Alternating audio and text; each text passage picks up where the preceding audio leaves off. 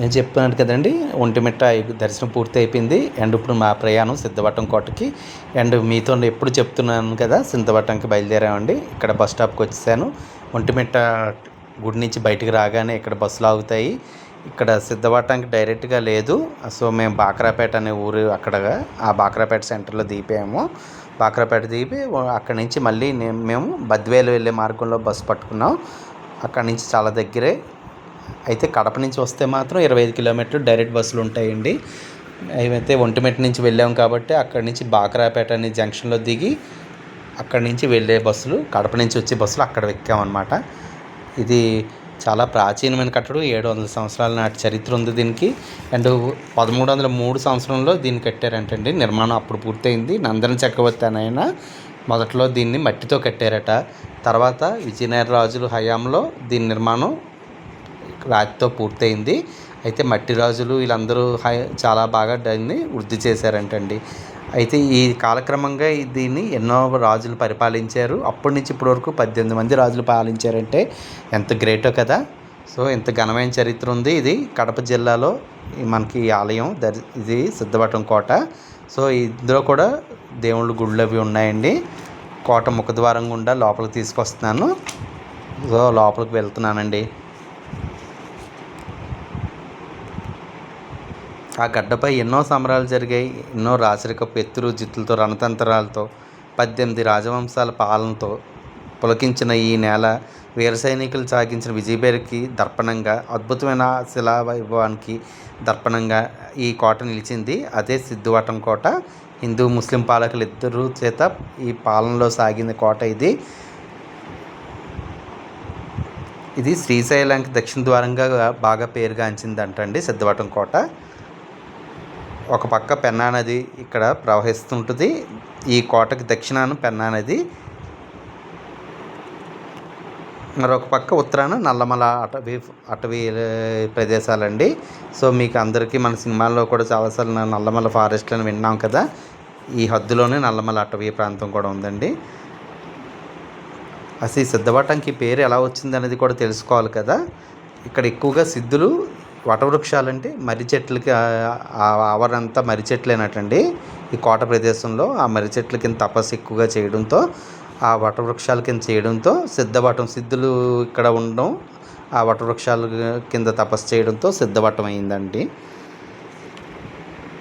కోట ముఖద్వారంలో గజలక్ష్మి శిల్పాలతో ఆకట్టుకుంటుంది. దక్షిణ వైపు పెన్నా అనేది, ఒక లోపల రంగనాథ స్వామి, సిద్ధేశ్వర, దుర్గాదేవి ఆలయాలు ఎంతో బాగుంటాయండి. అయితే మాకు సమయం సరిపోలేదు, కడపకి వెళ్ళాలని అనుకున్నాము. అందువల్ల ఇక్కడ కొంచెం షార్ట్గా త్వరగా బయలుదేరిపోయాము. లేకపోతే ఆ టెంపుల్ కొంత నడిస్తే దూరంగా ఉన్నాయని చెప్తారు. సో అటువైపు వెళ్ళలేదండి. అయితే సందర్శకుల కోసం మెరుగైన సదుపాయాలన్నీ కూడా ఇక్కడ ఇంకా డెవలప్ అవుతున్నాయండి. అంటే ప్రాచీనమైంది కాబట్టి, 700 సంవత్సరాల నాటిది కాబట్టి అక్కడక్కడ శిథిలావస్థలో కొన్ని కనబడ్డాయి. ఇది కూడా చూడండి మేడ.